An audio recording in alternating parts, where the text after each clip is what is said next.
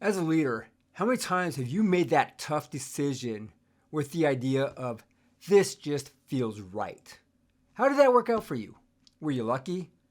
Did you just stumble upon dumb luck? Did it really derail your organization? It was revealed by Robin Dawes that leaders who made intuitive decisions were taking their organization to a position of derailment. It also created a false sense of confidence. Take a quick look at this chart. It tells you why it is important that decision making not just be a gut feeling, because your gut will always be confused with your guilt. However, by using good statistical analysis, you will be able to make better decisions for your organization to be more successful. I'm Eric with Leadership Developed, and today we're going to talk about these tools that will help you and your organization make the right decisions, to be more effective in decision making, and to have better outcomes. We all know that information is power, but what do we do with this information? How do we treat it? What pieces of information are important and what's not? So when we dissect the information, we break it down into what's called variables. And a variable is a piece of that information that may or may not have some type of relationship within the success that you're looking for. So the first thing we want to figure out is there a relationship between the variables? And we do that through a great tool called Microsoft Excel. In doing so, we're able to use what's called the correlation.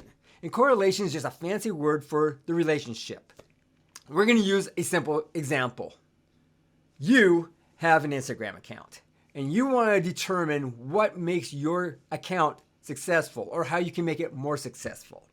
So we're going to determine what the relationships between what we have. So the first relationship or the first variable we're trying to determine is your reach. Your reach is how many people view your posts.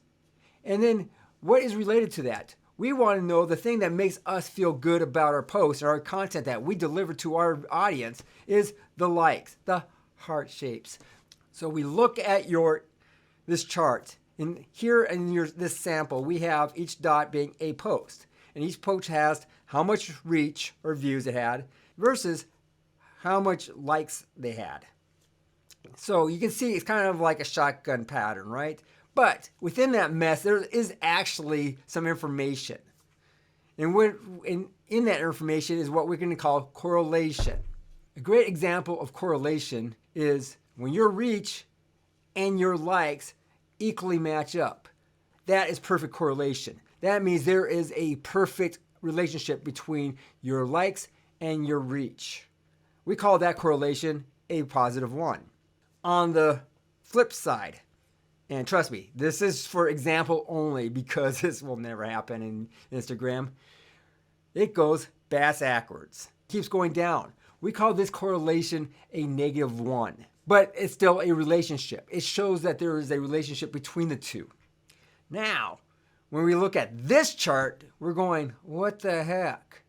This tells us there is no relationship because the correlation is 0. There's no way to determine if these two things have any impact on each other. So when a variable such as likes is determined by its reach, we call that variable dependent. So the like variable is dependent on the reach variable. Now the reach, which really don't have much control of, that is the independent variable because that's just Instagram throwing it out there and people getting their eyes on it. So that is an independent variable. So now these relationships, we're going to call this the value of the outcome variables because of the strength. We want to know what the strength is of these variables, and that's going to help us decide or make decisions as well. But that's only one piece of it. The other piece is impact. And in impact, this is the oomph behind that relationship. This is how much power, if this relationship, no matter how weak or how strong it is, it has oomph. And another way of calling it is weight, impact or weight. But the best example I can think of that anybody can relate to is income, money, your wages, your earnings. This has its own set. So let's say we have our Instagram account, right? And it's monetized. It's our business. We're doing business off it. So we know we have the views. We know we have the likes. And then there's a correlation between the two. But what we don't have is what the impact is. And that's because it's its own separate thing. That's what leads us to my quad chart. It's not my quad chart. I stole it from my executive MBA class, but this chart is a great tool for you as a leader to make proper decisions that have good value, that have deserved success. So we're going to start off with the values that are known and the impact that is known. Then over here, we have the values that are known, but the impact's not known. But down here, we don't know what the values are of variables, but we definitely know what the impacts are. And over here, we just don't know anything. We don't know the impacts. We don't know the relationship with some of the values or the values of the outcome variables. So let's take our first quad. This is where both are known. And what that is and that tool that we're going to use is called the optimization tool. And this tool is great. We know the variables and we know the weight or the impact of it. And so all we want to do is maximize this thing. We want to get the most bang out of our buck. The optimization table is great for letting you know what you have in your possession and how you can maximize it in dollars. The best thing I can think of is, let's say we have 2 critical parts for building a hot tub, right? And I can build 2 different types of hot tubs. And first hot tub is my luxury model, and I can sell this for so much for 3 times the value that I can sell the regular one for.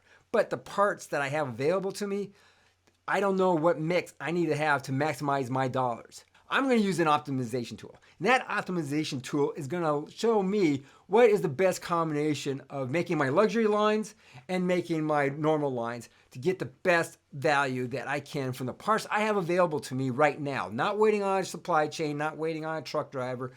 What I have in the shop now. Now we know the relationship. We know the values of the outcomes of the variables, right? But we don't know what its impact is.